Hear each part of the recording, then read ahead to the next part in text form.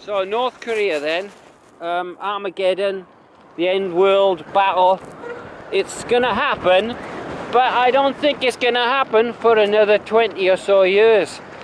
2019 was the date I gave, but I got that wrong.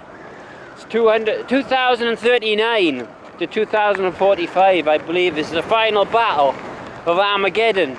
And it's going to be the kings of the East going to be involved in it. So it'll probably be China and North Korea. I think that at the moment China is acting as a probe to see how the West would react to their, you know, building their islands out in the sea, wanting to kind of put trade there, blockage, so that they would control the seas, southern China seas, and then charge for everybody going back and forth in their ships. It could cost billions, and ultimately I think the Chinese, in loaning money around the world like they do, they want to actually take over our whole motorways, and then they'll put like tariffs on them, and you're going to basically make a lot of money, keep generating business like that. The thing is, with the North Korea, I think it's going to come to a peaceful conclusion, that all the rhetoric will end quite soon. Yeah, North Korea will probably launch a few more missiles, especially at, you know, convenient times to irritate America. But what we're looking at is the possibility of China now using their influence to get this kind of thing going on with North Korea, and they're going to use that as a kind of you know, it's a kind of a game almost. They want to know how far they can push and stuff. So we're talking about like Russia is at the moment, they're supporting North Korea by trading with them when the others are not trading with them. So they'll be supplying them with some fuel and stuff. It's a kind of trade, so that they could open up negotiations, talk channels between America and North Korea. Have a peaceful chit chat. Now, if that's the case, then anyway, I don't see the we'll get back to the 396 days or 396 years, which is a day, a month, a year, and an hour. And that, okay? Revelation chapter 9, verse 15. There was 200 million, the next verse says, verse 16, involved in the final war. And the thing is, there's been 129 million died in the last 103 years in world wars. You know, the Indochina War and that, the Japanese War, the, you know, First, Second World War. Anyway, that many people died. It's a lot of people. So if we've got 200 million died, right, at the end of 150 years, that would be the 5 months, which is 150 days. Okay, 1 day is a year prophetical, Ezekiel chapter 4 and verse 6. So how do you get that? Well, if you think about it, when you've got the kind of the 70 weeks in Daniel, which is 490 days, we always take that as 1 day for a year. So if that's 1 day equals a year, then we've got the 70 weeks, which is 490 days, 490 years, from a command to build the wall with Artaxerxes to the time the Messiah would be cut off or crucified. So, as I said, Kodesh is the word there, so that the Messiah would be holy, but he would die for the world, not for himself, not for his own sins, because that's what the word means, he's holy. So Daniel chapter 9 verse 24-27, so we're told there. Now chapter 8 of Daniel, we've got 2,300 days or years, the number given. And it's interesting because it says the treading down of Jerusalem. And the thing is, Jerusalem was trodden down for 2,300 years. If we go from 333 BC, time of Alexander, who carried on the same law of the Medes and the Persians against the Jewish people, by the way. If you take that all the way up to the time of 1967, when the Jews repossessed Jerusalem, well, that's 2,300 years, which is interesting, because 2,300 years is an interesting take on it, because the Jews repossessed Jerusalem at that time. I talked about that time for the temple being cleansed and I don't know, all that kind of stuff. But I don't know, I might be wrong on that one. But the thing is, the last verse of Daniel, chapter 12, says, blessed are those who come to 1,334 days or whatever. Now, the 1,277 days is the time times and half a time, which is mentioned in the book of Revelation, which is 3.5 days, or 3.5 years. And that time is basically when the two prophets dead in the street.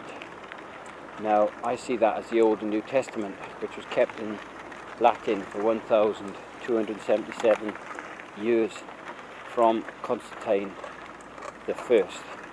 Constantine, yeah, you know, who basically in 325 said, by this sign conquer, and he made a lot of Christian hypocrites, so-called, okay, forced people to become converted, you know, by the edge of the sword.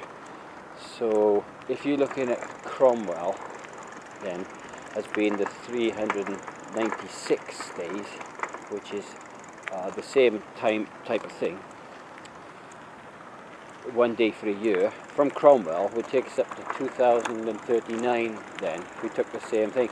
And again, for 150 days or 5 months in Revelation, if we took it for that, then we're talking about, you know, the same thing. So it's just a day for a year. So Ezekiel 4 verse 6 is 1 day for a year. Jose, you need to go back now, come on. Don't want you coming down here by yourself on all. Where's the others gone? Jose? Right. Anyway, just had to talk to somebody there. Right, so we're talking about so in Ezekiel 4 verse 6, God said after 40 days 1 day shall be for a year to cook with dung, that such would be the time for the destruction of Jerusalem. So God said to Josiah, he came down, and we told in the book of Jeremiah that, you know, Jerusalem would be destroyed and that Judah would be destroyed, because treacherous Judah hath turned to me, God said, feignedly, that is, with part of his heart. Now, Judah, treacherous Judah, we're told, is treacherous. Now, Ezekiel tells us how bad they were after Josiah died, that he took Ezekiel to the temple in the vision and said, come and have a look and see how bad they are. And they dug a hole in the wall. There was a hole in the wall, and he went in and looked through the door, and you know, there was all pagan statues and idols in there. And another part, you know, was an abomination. Was another part where they were worshipping the sun. And the people in the temple, the leaders of the country, were abominable, you know. they set the slaves free, and the next day they recaptured them. It says they did child sacrifice. They burned them in the fire and all kinds of horrible things. The women were like Sodom and Gomorrah apparently, and all that kind of stuff, you know. But the thing is, how could everything be so bad, you know? We're even reading with Josiah, it says they joined themselves to the temple.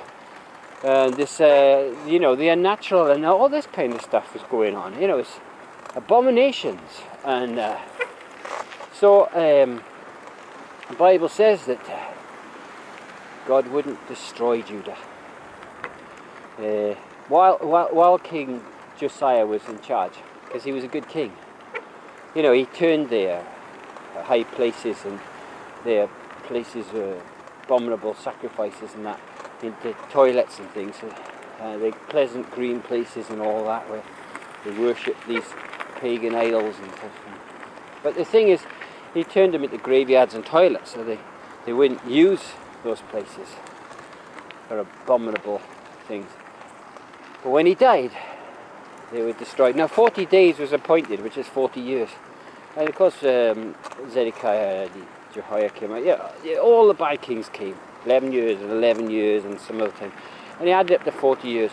But it was from that time. So the thing is, destruction came on Jerusalem. They were taken captive. And that was the end of them. So when we look at the day for a year in Revelation, you shall have tribulation 10 days, God said, which I believe is the 10 different Caesars. There was persecution. Now the kings of the east being prepared and all that, says that the Euphrates would be dried up, and that was the ancient borderland for Israel and for the Romans and all that. So it's a border place. So I see that then, that Euphrates being dried up. And then it says the three sort of frog-like, demon-possessed devil creatures come out, kind of thing, go on the four corners of the earth, and that's the war of Armageddon, you know. Yeah, I see that as like the false religions and false, you know, people who chop Christians' heads off, like you've been seeing with ISIS, haven't we, and stuff. So if somebody goes around attacking Christians like that, persecuting Christians, communistic socialism doesn't allow like Christians to practice having all their children, you know, and all that kind of stuff. So the thing is, where there's a control and a totalitarian dictatorship, this is what the Bible's against.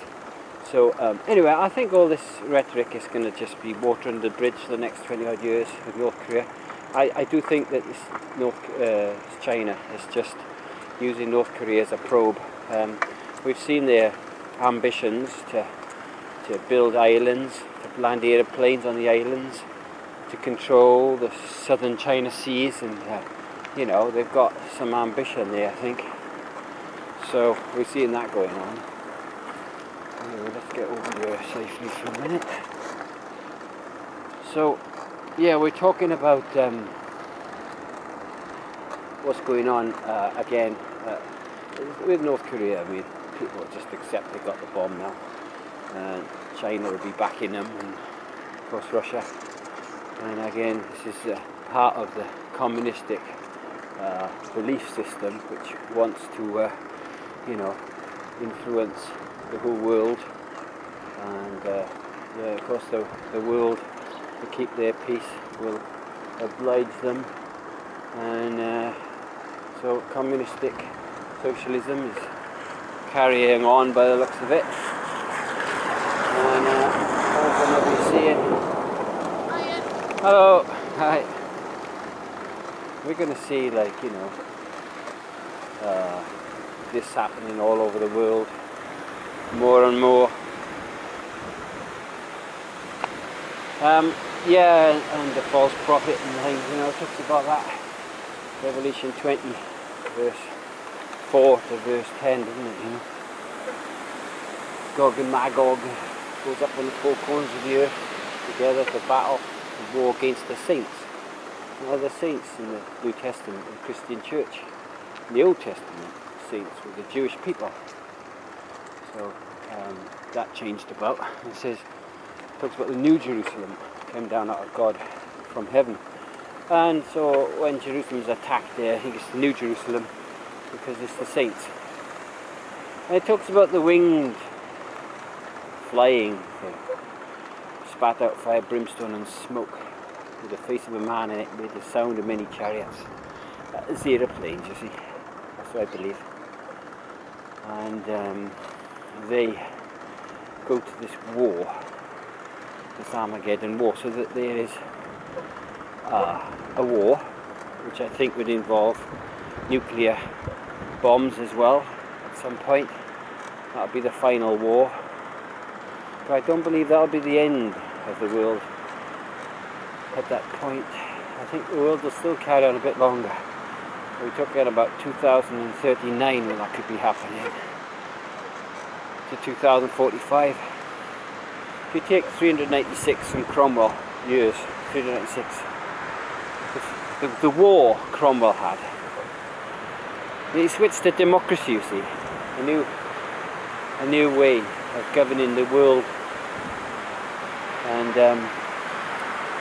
what happened is the government of the time was the king. For thousands of years, kings ruled.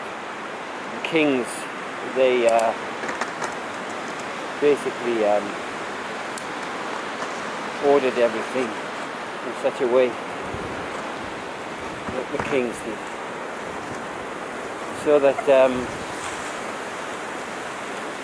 the kings, when they went about, you know, chopping people up and gathering armies together, raising money, they all changed about with democracy.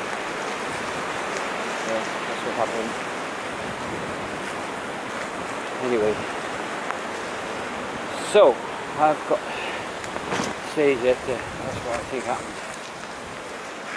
Anyway, the fact is that you know, we've got 390 days, 396 days and 396 years from Cromwell, when he perfected his armies, you know.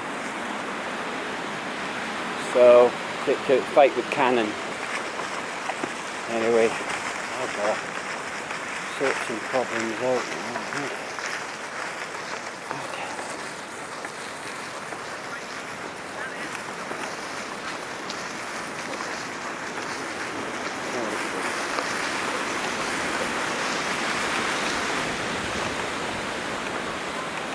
Right.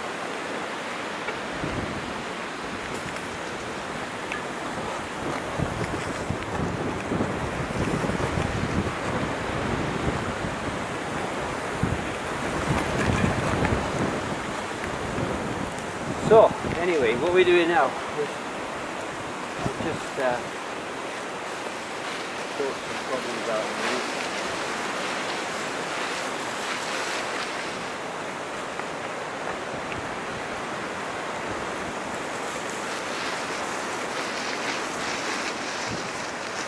So, yeah, so anyway, as I was saying, that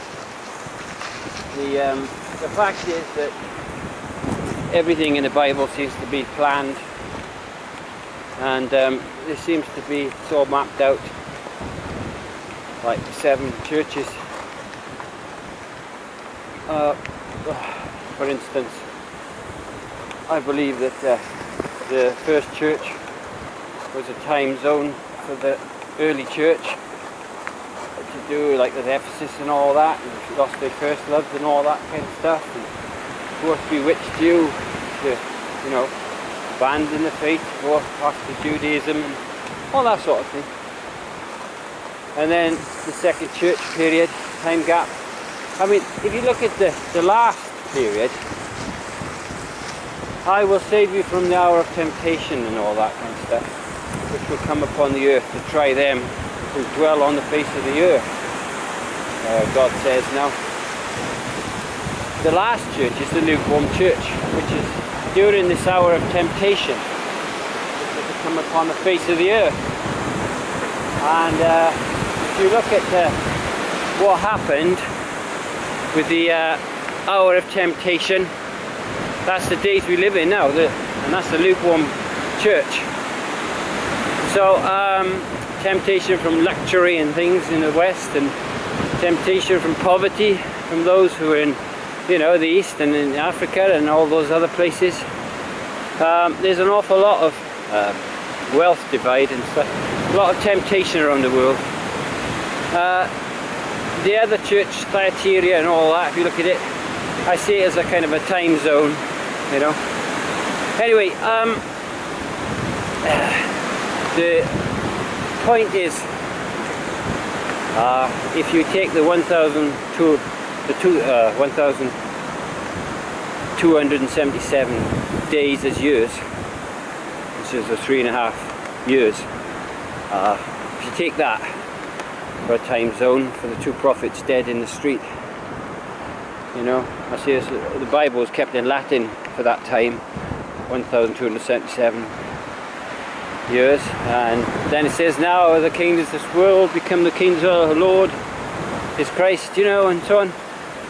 So that's what I think. People say, what about the, you know, kept the devil for 1,000 years on a chain and all that? Well, I believe, you know, that it's a long period of time, like the 144,000, you know, talks about. I just see it as a figure of like 12 12s, 144. Ezekiel talks about 144 figure. I mean, I see it as like the 12 apostles and the 12 patriarchs in the Old Testament, to make an exact number. So when God makes up his jewels, that'll be the end of the world, you know. Only God knows the end hour and the end day. Anyway, that's what I'm saying. So, yeah, gotta go. As I say, in the 490 days in the Old Testament, there's 490 years when the Messiah was to be cut off, Mashiach. The Bible says about the Christ, called the Messiah, and Yeshua, Mashiach, would be his name, and that he was to be cut off instead. Anyway, I gotta go. Time to go. Weather's gone bad.